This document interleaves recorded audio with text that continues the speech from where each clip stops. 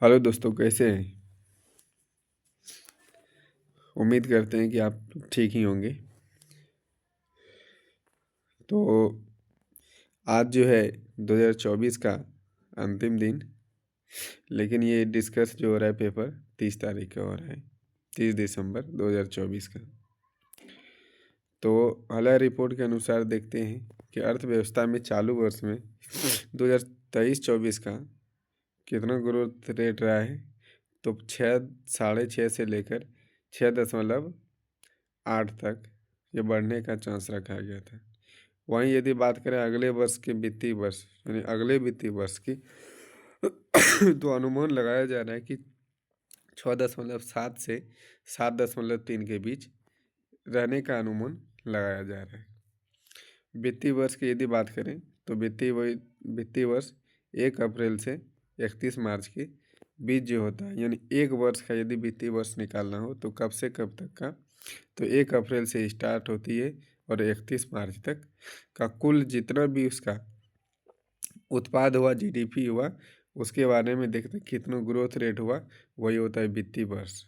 ठीक है, पहला न्यूज में यही था। दूसरा देखते हैं, ऑस्ट्रेलिया को निर्यात 64.4% बढ़ा। यानी भारत जो सबसे ज़्यादा यदि बात करें निर्यात तक की बात, तो कितना 64.4 से 64.37 करोड़ अमेरिकी डॉलर तक पहुंच गया है। यानी पहले जो हो रहा था जितना, उसके अपेक्षा कहीं ना कहीं भारत का प्रोडक्ट ज़्यादा कहाँ जा रहा है, ऑस्ट्रेलिया में जा रहा है। तो ऑस्ट्रेलिया के बाद थोड़ा सा देख लेते हैं इसमें ऑस्ट्रेलिया से जुड़ी कुछ तथ्य। तो देख लिए ऑस्ट्रेलिया में क्या है। ऑस्ट्रेलिया में टोरेंस झील कहाँ है, तो ऑस्ट्रेलिया में है आपका। और द ग्रेट माउंटेन भी आपका कहाँ है, ऑस्ट्रेलिया में। वहीं ग्रेट माउंटेन के साथ साथ सबसे विश्व का सबसे बड़ा यदि परवाल भित्ति की यदि बात करें तो ऑस्ट्रेलिया के पूरब साइड में है, जिसको ग्रेट बैरियर रीफ भी कहा जाता है। और ये किस सागर में है, तो प्रशांत सागर में। तो ग्रेट बैरियर रीफ कहाँ है, प्रशांत सागर में। ये दुनिया का सबसे बड़ा परवाल भित्ति वाला ग्रेट बैरियर रीफ है। ठीक है, इसके अलावा यदि देखें तो बैक्टीरिया में ब्रिक फिल्डर क्या है, विक्टोरिया के मरुस्थल में यह प्रवाहित होने वाले गर्म हवा और शुष्क हवा है। जो आप देख रहे हैं ब्रिक फिल्डर, वो क्या है आपका, ये मरुस्थल का निर्माण कराता है, जो कि ये क्या करता है कि शुष्क यानी गर्म शुष्क हवा को ये प्रभावित करता है, और ये वहाँ के ईंट के निर्माण के लिए सहायक होता है। वहीं बात करें साउदर्ली, ये भी गर्म एवं शुष्क हवा, ये दोनों हवाएं का नाम है कि साउदर्ली और ब्रिक फील्ड, ये दोनों कहाँ गए, ऑस्ट्रेलिया के गर्म एवं शुष्क हवाएं। वहीं यदि ऑस्ट्रेलिया में मरुस्थल की बात करें तो गिब्सन और विक्टोरिया, ये दोनों क्या है, ऑस्ट्रेलिया का मरुस्थल है, गिब्सन और विक्टोरिया। वहीं यदि उसके प्रमुख शहर की बात करें तो कैनबरा, सिडनी, मेलबोर्न, ये वहाँ के प्रमुख शहर हैं।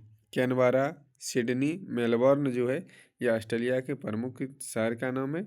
वहीं मरुस्थल की बात करें तो गिब्सन और विक्टोरिया है। और दो हवाएं का नाम याद रखना है, ब्रिक फील्ड और साउदर्ली, ये दोनों कैसा है, गर्म एवं शुष्क पवन है। ठीक है, और प्रशांत महासागर में कौन सा है, ग्रेट बैरियर रीफ को भी याद रखना है, जो ऑस्ट्रेलिया से सटा हुआ है, और ये परवाल भित्ति है जो दुनिया का सबसे बड़ा परवाल भित्ति रीफ है। ठीक है, आगे दूसरा न्यूज देखते हैं कि खाद्य उत्पादन के लिए नए शिखर पर भारत का, उसमें भी 2025 में यदि देखा जाए कि भारत का मानसून ऐसा है कि 2025 में दलहन और तिलहन जो है बहुत बड़ा,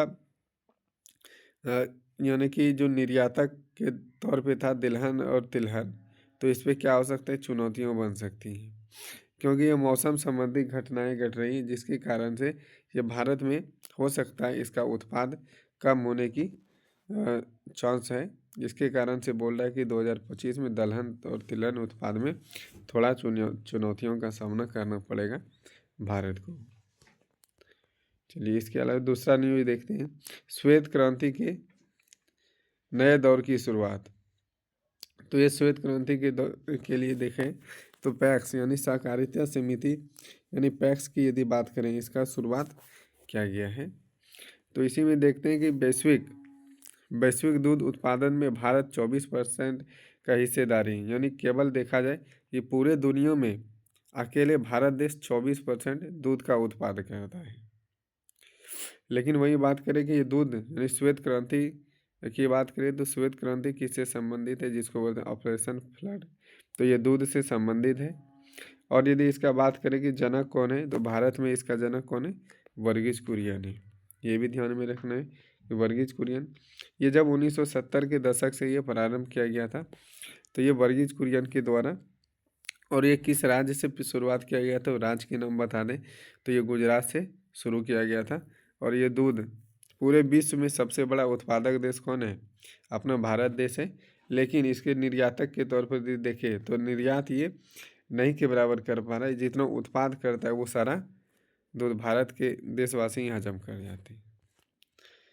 वहीं यदि बात करें वर्तमान समय में सबसे अधिक दूध उत्पादन में कौन सा राज्य है, तो आपका उत्तर प्रदेश, फिर उड़ीसा, राजस्थान और आंध्र प्रदेश जैसे राज्य शामिल है। यहाँ पर यदि देखें तो सहकारिता समिति ऑपरेशन फ्लड की रीढ़, यानी सहकारिता समिति इसमें क्या कर रहा है कि योगदान दे रहा है, जिसके कारण से ये दूध उत्पाद में वृद्धि हो रहा है। ये अनुमान लगाया जा रहा है कि ये दूसरा कार्यक्रम वर्ष रखेगा कि 2.0 किसके लिए, 2.0 ये दूध उत्पाद के लिए, जिसको हम लोग क्या बोलते हैं, जिसको हम लोग बोलते हैं आपका श्वेत क्रांति का 0.2 की शुरुआत। वहीं यदि बात करें तो इसमें कौन कौन से ज़्यादा लोग भागीदारी लेते हैं, तो महिला किसान सशक्त बनाता है। इसमें 4 प्रमुख क्या क्या केंद्र होना चाहिए, तो उसी में श्वेत क्रांति के 4 प्रमुख, तो क्या क्या प्रमुख क्षेत्र होना चाहिए, तो महिला किसानों को सशक्त बनाना और स्थानीय दूध उत्पाद को बढ़ाना, दूसरा है डेयरी बुनियादी ढांचे को मजबूत करना, तीसरा और डेयरी निर्यात को बढ़ावा देने को शामिल किया गया है। तो इसमें 4 प्रमुख क्षेत्र क्या है, तो पहला महिला किसान को सशक्त बनाना, क्योंकि महिलाएं लोग इसमें क्या ज़्यादा संलिप्त रहती हैं। और इसके अलावा स्थानीय दूध उत्पाद को बढ़ावा देना यानी बढ़ाना, और डेयरी बुनियादी ढांचों को मजबूत करना, और चौथा आपका डेयरी निर्यात को बढ़ावा देना। ये सब किसका कार्य है, तो ये आपका सहकारिता समिति, जो सहकारी समिति है ऑपरेशन फ्लड की रीढ़, यही इसको संचालित करने का काम करता है। वहीं यदि बात करें तो सहकारिता समिति किस भाग से संबंधित है, तो आपका भाग यदि पॉलिटी की दृष्टि से देखें तो भाग 9 का ख में है, 9 का ख में है। और आर्टिकल 43 का जो बी है वहाँ पर क्या है आपका सहकारिता समिति का संबंध आर्टिकल 43 का बी से संबंधित है। अब आप लोग बताइएगा कि भाग 9 और 9 का क में क्या है, ये दोनों आप लोग कमेंट बॉक्स में करके बताइएगा। तो आज का जो भी इम्पोर्टेंट न्यूज़ था उसको हमने कवर कर लिया। Thank you.